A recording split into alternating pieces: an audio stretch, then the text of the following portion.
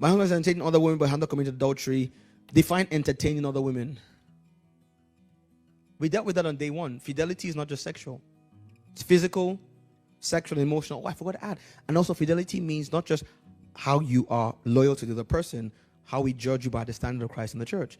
So if your husband is entertaining other women, first of all, I do not believe, and I'm saying this as a man, I'm not saying it's impossible, but I will not believe a man who is consistently flirting and entertaining other women and he says he's not committed adultery. Miss me. Call me old-fashioned, but miss me. So what are you entertaining them for? You just like being in a date. You like candles and buying somebody else dinner. Oh, no. So is it enough for you to walk away? Well, like I said, this is one of the ones that would involve the reconciliation process. So this is not the point blank, I caught him in adultery. Right? However,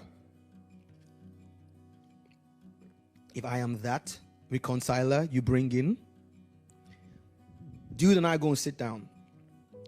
And he's going to look me in the eye, one man to another, and convince me that he's entertaining other women and has not already committed adultery with one of them, like Jesus said in his heart. Aha. In essence, he's not working towards it. Because according to Jesus, that's already adultery.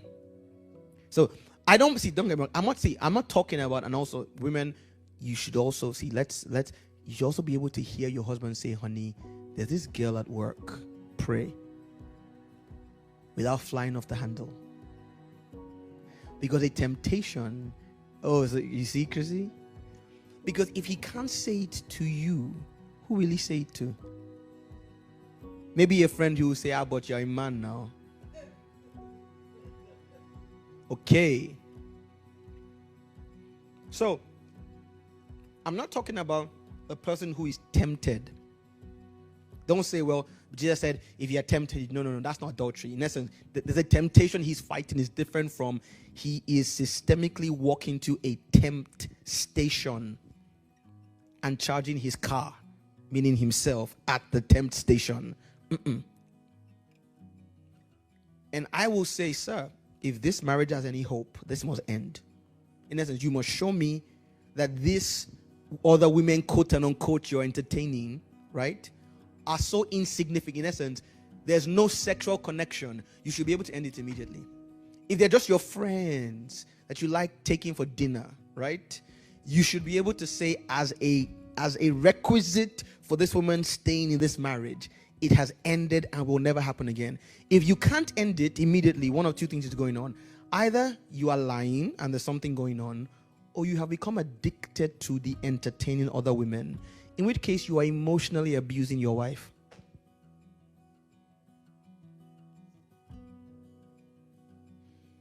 Pastor Tosin, yes, a woman too should also be able to tell her husband, honey, there's a guy at work, pray. I agree. I agree. Let's be fair, right? So, it is emotional abuse. Listen to me. First of all, let's deal with this. What's the component of adultery? Other than the fact that you could bring back an STD, is it really not emotional? Is adultery at its heart not emotional abuse? Yes, there could be physical abuse in that you bring back an STD or a child. But even a child is emotional abuse. Because now the woman has to deal with something that she didn't bargain for. So it's emotional abuse, isn't it? Adultery at its core is emotional abuse to the person you're cheating on. So why do I have to wait for it to become a sexual act? If you are chronically, quote and unquote, in essence, not, oh, well, I had lunch with my worker, we were planning. No, there's a pattern of entertaining other women over and over. And you've mentioned it. Pastor has stepped in, said this is wrong, and he will not stop it. I believe that has already crossed the adultery threshold. At that point, we go through Matthew. This is one of the Matthew 18 ones, right? But at this point, there's a point in the situation which I'll tell the woman, you're good. I won't just attend your next wedding. I will perform it.